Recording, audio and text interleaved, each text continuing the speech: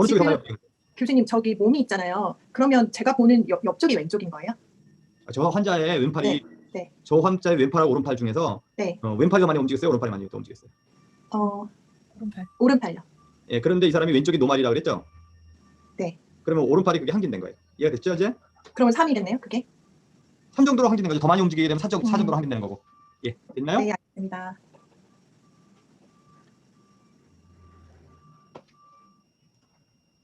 그리고 DTR로 그 마이올로패시와 레디클로패시 구별한다는 얘기를 했고요. 그거 말고 목 환자가 제일 많이 나타나는 건 목이 아프거나 어깨가 불편하다고 얘기하는 이런 통증, 리포드 페인의 양상을 나타난다고 얘기를 했는데, 목에 이제 이 머리까지 가려는 2, 3, 목만 아픈 거 3, 4, 목하고 어깨 살짝 걸치는 게 4, 5, 어깨 위주로 걸치는 게 5, 6, 그다음에 스카플라 쪽에 6, 7, 그다음에 요 사이 가운데가 저기 C7하고 T1의 리포드 페인이라 그랬죠. 환자들이 통증을 호소하는 부위를 이렇게 그림을 그릴 수가 있는데, 이 부위를 눌렀을 때 통증이 더 심해지지는 대부분 더 않는다. 하지만 목을 움직였을 때 저 부위에 통증이 더 나타난다라고 얘기를 했죠. 그래서 보통 그 허리 아픈 거나 목 아픈 것들은 허리가 딱 아프다, 목이 딱 아프다보다는 프로젝티드 페인이라고 얘기하는 원인보다 다른 부위의 통증이 나타나는, 그럴 때 이제 세 가지로 나눌 수 있다 그랬죠. 리포드 페인과 스테노시스 페인, 그다음에 라디콜로패시스 페인.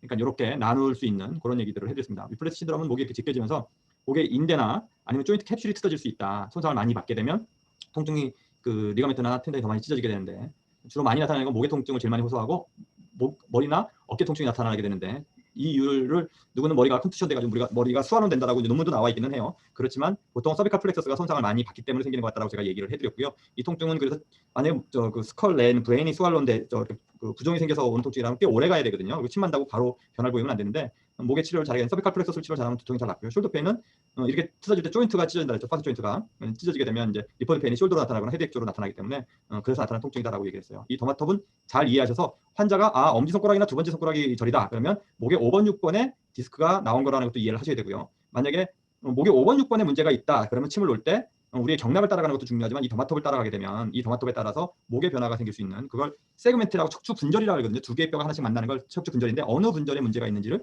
정확하게 찾아서 그 부위에다 침을 놓을 수도 있지만 그 부위에 해당되는 원위 치료를 잘 할 수 있는, 요통에서도 오늘 이게 되게 키가 되는데요. 목에서는 손가락 이렇게 했을 때 6번, 7번, 8번 이렇게 된다 그랬죠. 6, 7, 8 이렇게 해서 대장경, 삼초경, 소장경 이런 식의 경락을 가장 많이 사용된다고 얘기했고, 목에서 이 목 밑에 부위에 쇄골 부위에 C4나 C3 목에 그 엎어진 쪽에 통증이 있을 때 나타날 수 있다 그랬죠. 그래서 5번, 6번, 7번 이렇게 된다 그랬죠. 바이세스, 브라키알라디얼루스, 그다음에 트리세스 이렇게 5번, 6번, 7번으로 넘어가는, 이거 잘 기억을 하셔야 된다 그랬고, 이 그림들은 그리고 자료를 제가 파필리에다 새로 만들어서 목이 없다라 해서 자료를 한 일주일 동안 다 정리를 다시 해서 다시 올려드렸거든요. 그림 중에서 뭐 꼭 필요해 보일 만한 그림들을 더 올려드렸는데, 제발 유통은 좀 많이 시키지 마시고요. 그 치료를 많이 하다 보면 나중에 문제가 될 소지가 좀 있어요. 근데 공부하라고 해드린 거니까 공부하는 용도로 쓰시고, 그다음에 그 자료들은 관리를 잘 해주시거나 아니면 없애는 것도 제가 다 보시고 다 이해하셨으면, 목에 3번에 C3번에 문제가 있으면 이제 머리 쪽이 이렇게 이제 증상을 나타난다. 4번 쪽에 문제가 있으면 이 목에 3, 4번 여기에도 문제를 나타내고, 그다음에 이 스카플라 이 목 있는 데까지도 불편을 호소를 한다라고 얘기를 했고요. 그다음에 5번에 문제가 있게 되면 델토 이조서부터 팔까지,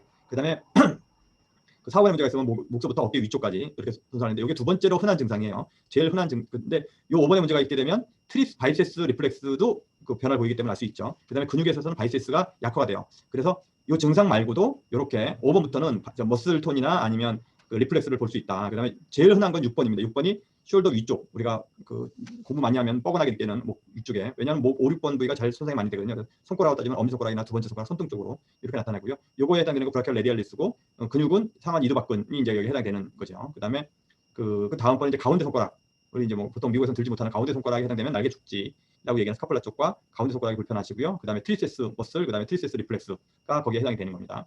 그래서 그다음에 목 맨 마지막 목뼈와 그 천추 사이에 아니다. 1번 맞다. 그러면 새끼손가락 쪽으로 저리게 되죠. 소전경 쪽으로. 이런 식으로 진단을 하실 수 있어야 돼요. 환자가 왔을 때 나 목이 불편해요 얘기하는 것보다는 팔이 불편해요라고 얘기할 때 팔이 불편한 게 라디클로패신지 아니면 마이올로패신지를 DTR로 구별을 하셔야 되는 거고요. 그다음에 목이 좀 불편하다고 그러는 경우도 있고, 목이 불편하지 않고 어깨나 날개줄 쪽이 불편하다는 경우는 이거는 그 부위를 눌러서 아파지지 않으면 어디서 연관통으로 나타나는 리포드 페인일 것 같다. 그래서 파스 조인트 그림을 매칭시켜서 그 부위에 손상이 있는 거로 이렇게 보셔야 됩니다. 그다음에 소아시틱 아울렛 신드롬하고 위플레스 신드롬도 구별하셔야 되는데, 소아시틱 아울렛 신드롬은 일반적으로 브라키얼 플렉서스가 빠져나와서 쇄골과 그다음에 전사각근, 중사각근, 이거는 이제 깊이 있게는 이해를 안 하셔도 돼요. 이거만 해도 하루 종일 봐야 테마이기 때문에 빠져나온 다음에 목에 전사각근, 중사각근 밑으로 빠져서 클라비클 밑과 첫 번째 립 사이로 신경이 빠져나와요. 거기서 눌리는 거를 흉곽출구증후군이라고 얘기해요. 원래는 여기가 흉곽 입구고 흉곽출구는 밑에거든요. 근데 이름을 붙인 사람이 이름을 잘못 붙이셨어요. 여기는 원래 넥 트라이앵글에 해당되는데, 넥 트라이앵글에서 신경이 눌리는 증상을 소아식 아울렛 신드롬이라는데, 이거의 특징은 손이 저리는 거와 신경이 압박받는 거와 동시에 혈관도 같이 눌립니다. 그래서 우리가 혈관 압박 소견이 있는지를 비교를 하는 그런 검사를 하고요. 목 디스크의 팔 저린 것들은 주로 머리를 들고 활동을 많이 한 다음에 많이 나타나게 되는데, 소아식 아울렛 신드롬은 자고 나서 손이 많이 저려지거나 이 넥 트라이앵글이 더 무너지는 자세, 고개를 많이 이렇게 숙이고 있거나 베개를 높이 베거나 이럴 때, 아침에 자고 났을 때 손이 많이 저린다, 이런 증상들을 나타내죠. 이건 나중에 소아식 아울렛 신드롬만 따로 흔하진 않는 병이기 때문에. 근데 간혹가다 손이 저린 게 목 디스크가 아니라 그러면 목에 치료도 호전이 안 되겠죠. 소아식 아울렛 신드롬 치료를 해야 되는. 그래서 이거는 이제 간별 진단으로 굉장히 중요한 거고, 위플렛 신드롬은 목만 손상 받는. 이 그림은 꼭 외워두셔야 된다. 그래서 이건 시험 문제 100% 냅니다. 이걸 시험 문제를 안 내본 적이 없어요. 저는 환자 오면 히스테리 테이킹을 하고, 그다음에 목의 움직임을 보고, 그다음에 센서리를 하고, 모터는 할 때도 있고 안 할 때도 있고, 디텐더 리플렉스 꼭 한다, 이렇게 얘기했죠. 라디콜로패시는 디크리스 돼 있어요. 그다음에 스페셜 테스트는 서프렉 테스트나 포라민 디스트랙션 테스트나 포라민 컴프레션 테스트, 잭슨 컴프레션 테스트 중에서 이 네 가지를 할 수 있지만 제일 많이 하는 건 서프렉 테스트나 포라민 디스트랙션 테스트라 했죠. 누르는 검사는 신경을 더 망가뜨릴 수 있기 때문에 안 한다 라고 지난 시간에 얘기를 했죠. 그래서 이렇게 땡기는 디스트랙션 테스트를 주로 하고요. 그다음에 컴프레션 테스트는 컴프레션에서 팔로 내려가는 통증이 나타나는지 봐야 되는데, 저거는 좀 강하게 누르게 되면 환자들이 그 손이 저리게 더 심해지고 신경 손상이 더 심해져서 검사하고 나서 더 심해졌다. 그래서 잭슨 컴프레션 테스트하고 비슷해 보이지만 원래 스프링 테스트 같은 경우는 한 손을 이렇게 돌려서 약간 지켜서 눌러주는 그 정도만 하면 됩니다. 마이어로패시 똑같이 히스테릭하고 레인지 오브 모션 센서리 모터 보는데 디텐던 리플렉스가 항진돼 있죠. 이 사람들은 스페셜 테스트 중에서 가장 중요한 건 레르미테 사인이 양성 반응을 보이는데, 레르미테 사인이라는 건 목 디스크 환자들은 아까 잭슨스 컴프레스 테스트라든지 스프링 테스트 같은 경우 목을 뒤로 젖힐 때 팔이 저려지죠. 근데 레르미테 사인 같은 경우는 고개를 앞으로 숙일 때 통증이 나타나는 겁니다. 스파이널 캐널을 더 좁게 만드는 모션에 해당이 되기 때문에요. 그래서 레르베트 사인의 양성 반응을 보이고, DTR 중에서 호프만이나 바스빈스키, 클라우드 사인 같은 경우는 어떤 검사다? 중추신경계의 손상이 있는지를 보는 검사예요. 그래서 중풍 환자들한테서 검사하고 이렇게 검사인데, 저거에 항진 반응을 나타내요. 그래서 러렌트 사인 같은 경우 고개를 이렇게 앞으로 숙였을 때 팔로 이 등 쪽으로 이렇게 쫙 내려가는 통증이 나타나는 거예요. 그래서 주로 러렌트 사인 꼭 기억해 두셔야 돼요. 여기에 고개를 숙였을 때 나타나는 그 팔이나 밑에 쪽으로 다리까지 쭉 내려가는 통증이 나타나면 그것은 마이엘로패시거나 아니면 다발성 신경 멀티플 스클레로시스, 다발성 경화증 환자에 나타나요. 그래서 환자가 왔을 때 고개를 숙였을 때 방사통이 몸 전체 팔이나 다리로 내려가는 것은 굉장히 안 좋은 사인이다, 이렇게 생각을 기억하고 계시면 좋겠어요. 호프만 테스트는 손가락을 이렇게 두들겼을 때 나머지 손가락들이 이렇게 수축되는 그런 양상을 보이는 거라고 얘기를 했죠. 소아식 아울렛 신드롬 아까 잠깐 얘기했는데, 이게 전사각근, 이게 중사각근이에요. 그다음에 첫 번째 클라비클이고요. 이게 첫 번째 립이에요. 그러면 브레키럴 플렉서스가 빠져나와서 요 클라비클 밑과 첫 번째 립 사이로 빠져나와요. 그러면서 여기에 서클라비컬 아테리가 같이 이렇게 내려오거든요. 그래서 이 두 개가 만난 다음에 팔로 이렇게 거쳐서 지나가게 되는데, 요 부위에서 눌리는 거예요. 그래서 쇄골이 더 많이 눌려 있거나, 그래서 이렇게 슬러시 되는 이런 자세를 취하거나. 그래서 소아식 아울렛 신드롬은 보통 책에서, 일부 책에서 뭐라고 했냐면 가슴이 큰 40대 여성들한테 많이 나타난다라고 얘기를 해요. 왜냐하면 이제 체형이 자꾸 앞으로 굽어지는 거죠. 이렇게 앞으로 굽어지고, 그다음에 이 가슴을 이렇게 피고 있으면 되는데 가슴이 이렇게 수그러지고, 그다음에 고개가 이렇게 빠지게 되면 이 넥 트라이앵글이 상대적으로 좁아지는 거예요. 그 좁아져서 팔이 저려지게 되는데, 이 검사는 에디슨 테스트. 나머지 검사들은 똑같이 하는데 에디슨 테스트나 로스 테스트 얘기를 했죠. 손에 맥을 짚으면서, 한의사도 맥을 짚으면서 고개를 반대쪽으로 돌려서, 이게 알렌 테스트하고 에디슨 테스트 두 가지가 있는데, 뭐 whatever 이름은 펄스를 측정한다는 게 가장 중요해요. 고개를 같은 쪽으로 돌리면 알렌이고 반대쪽으로 돌리면 아디슨인가 그렇게 돼 있어요.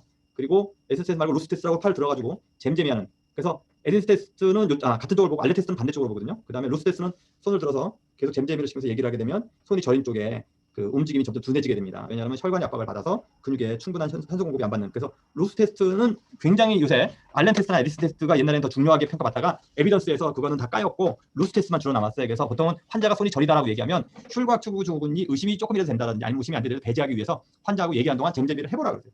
해보라 할 때 손이 저린 쪽에 잼잼이가 떨어지게 되면 이거는 그 혈관도 압박을 같이 받는 흉곽 출구 증후군일 가능성이 높다. 그다음에 이건 이제 손을 완전히 뽑아가지고 그 뒤로 제껴가지고 하는 검사인데요. 이거는 팩터럴리스 메이저 쪽에서 압박받을 때만 나타나는 검사예요. 이건 많이 쓰는 검사는 아닙니다. 하여간 요 검사까지도 보통 할 수 있다. 그리고 위플렛 신드롬은 히스토리 테크닉과 검사 다 레인지 오브 모션, 센서리 모터 DR 이렇게 그 RS, M&D 요걸 다 나중에 차트 쓸 때 이거 다 쓰셔야 되고, ROM은 정상이다. ROM이 뭐 플렉션이 잘 안 나온다, 익스텐션이 안 나온다, 익스텐션 때 페인 나타난다. 센서리는 정상이다. 뭐 모터 그 근육의 이상 소견 없다. 디텐던 리플렉스는 둘 다 노멀이다. 그다음에 스페셜 테스트에서는 오더노 매뉴버라고 얘기를 하는, 고개를 머리를 잡아서 그 끝까지 돌렸을 때 그 리가멘트의 손상은 뭐라 했어요? ROM을 끝에 갔을 때 끝에 가서 텐션을 받는 거를 통증이 나타나더랬죠. 오더노 테스트도 고개를 딱 잡고 끝까지 다 돌리면 이 반대쪽 당겨지는 쪽이 아파요.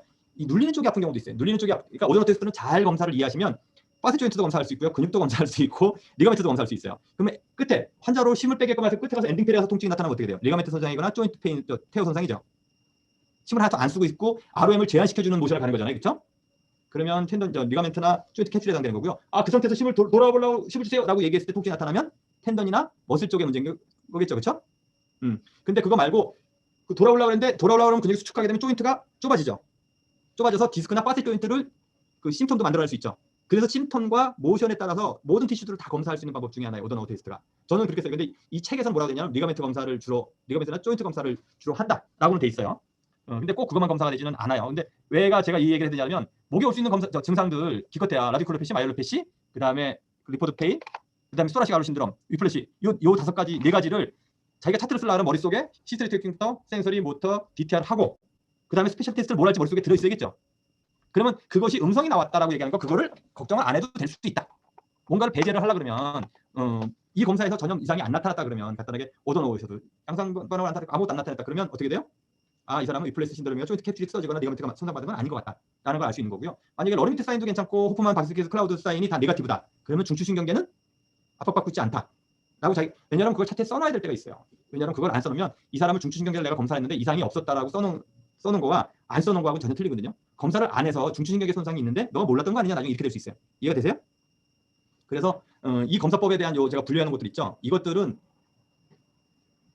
꼭 잘 기억을 하셨다가 디스크가 의심된다는 스프링 테스트나 포라미널 디스트랙션 테스트는 꼭 하셔야 되고요. 잭슨 컴프레션 테스트는 잭슨이나 포라미널을 할 수도 있고 안 할 수 있는데 알고는 계셔야 돼요. 눌리면 더 아파질 수는 있지만 실제로 하지는 말아라. 하게 되면 오히려 더 환자 컴플레인도 많고 문제가 많이 생긴다는 스프링 테스트 같은 경우 꼭 하시고요. 보통. 그다음에 마일로패시 같은 경우는 러리미트 사인 꼭 해보셔야 되고 그다음에 호프만이나 바빈스키 클라우드 중에서 한두 개는 꼭 해보셔야 돼요. 그래서 이것이 네거티브 나왔는지 포지티브 나왔는지 기록을 해두시면 되고요. 그다음에 소아울식 알로 신드롬 같은 경우에는 에디슨이나 로스 와이스 테스트가 있는데 로스 테스트 정도까지는 해보시는 게 감별할 때 되게 좋고요. 팔이 저리다라고 얘기하는 환자들 얘기를 하는 거예요. 그다음에 위플래시 신드롬 같은 경우 오더너 테스트를 하거나 스파이널 포쿠션이라고 두들기는. 근데 두들기는 건 플렉셔를 검사하려고 두들긴다는데 그건 저는 레코멘데이션 안 해요. 두들겨가지고 나중에 그것 때문에 뼈가 부러졌다고 예전에 한국의 의료 사고 중에서 사상 중에서 제일 웃겼던 게 그 뼈가 부러져서 절골절 부위가. 근데 그게 이제 침을 맞고 뼈가 부러졌다 이렇게 소송을 걸었어. 그래서 검사가 편지를 보낼 때 침을 맞고 뼈가 부러질 수 있는지 그걸 주의해야 된다는 내용이 있느냐 뭐 이런 식으로 이제 질문이 한 10가지쯤 돼. 이 사람이 뼈가 골절된 걸 확인을 했느냐, 의심될 것들을 진단을 했느냐서부터 그다음 침을 맞았다고 뼈가 안 부러졌죠. 침을 놓을 때 뼈가 부러지지 않게끔 주의해야 된다는 교과서의 내용이 있느냐, 그 준수항을 잘 지켰느냐, 하여간 말 같지도 않은 질문을 한 10가지 했더라고. 근데 답변할 수가 없는 거야. 교과서에는 그런 얘기 없으니까. 저희 얘기하고 싶은 건 환자들은 거기가 이제 절골이라고 그러고 누가 거기가 원래 잘 부러진다 그래서 절골이죠, 혈자리가. 근데 절골 부위가 부러지니까 이 사람은 거기서 주워 들은 게 있어서 침을 맞고 뼈가 부러진다 그래서 절골이다. 거기다 침을 놓으면 안 된다. 이렇게 생각을 한 거예요. 중풍 환자였는데. 그래서 소설 걸어서 내가 이제 그 검사한테 일반적인 물리학 이론으로 그 정도의 충격으로 뼈가 부러지는 건 그냥 걷기만 해도 부러졌을 거다. 침이 주는 그 굵기나 이런 충격량은 원래 충격량 계산은 질량과 가속도로 하는데 걷는 것보다 침이 놓는 속도가 떨어지고 질량도 체중보다 떨어지기 때문에 만약에 침을 맞고 뼈가 부러지면 침을 맞기 전에 걸었을 때 먼저 부러졌을 것이다. 뭐 이런 식으로 말 같은 소리를 해라 이렇게 검사한테 답변을 보냈던 적이 있어요. 그렇다고 야 질문 같은 걸 해야지 이렇게 할 수는 없잖아요, 그렇죠? 굉장히 학문적인 것처럼 보이지만 너는 일반적인 물리학 상식도 없어? 이런 식으로 이제 해서 보냈던. 그래서 이제 그게 잘 정리가 됐던 그 케이스가 있어요. 제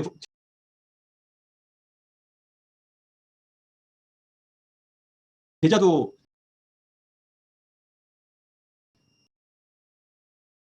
그 인프라레드 쳤다가 나중에 걔가 내 제자인 줄 알았지.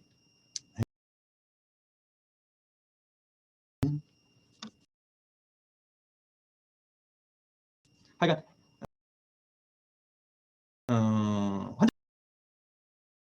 환자들이 그런 거 왔을 때 처음에 클리어하게 설명을 딱 해주신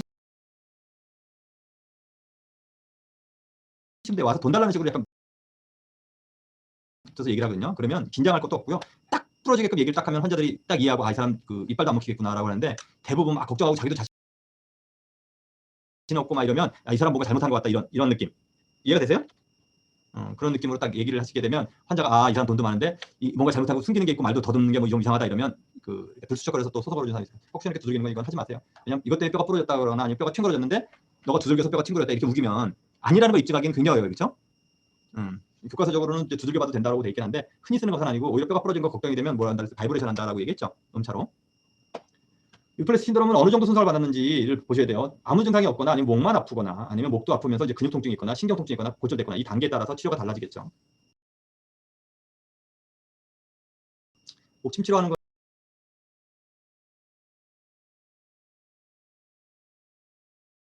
거는 주로 이 책에서는 원래 목에다 침 넣는 것들은 교과서적이나 어디서든지 레코멘데이션 안 해요. 저도 레코멘데이션 안 해요. 저도 침을 놓긴 하지만 목은 제일 막판에 가서 본인이 이해도가 높으면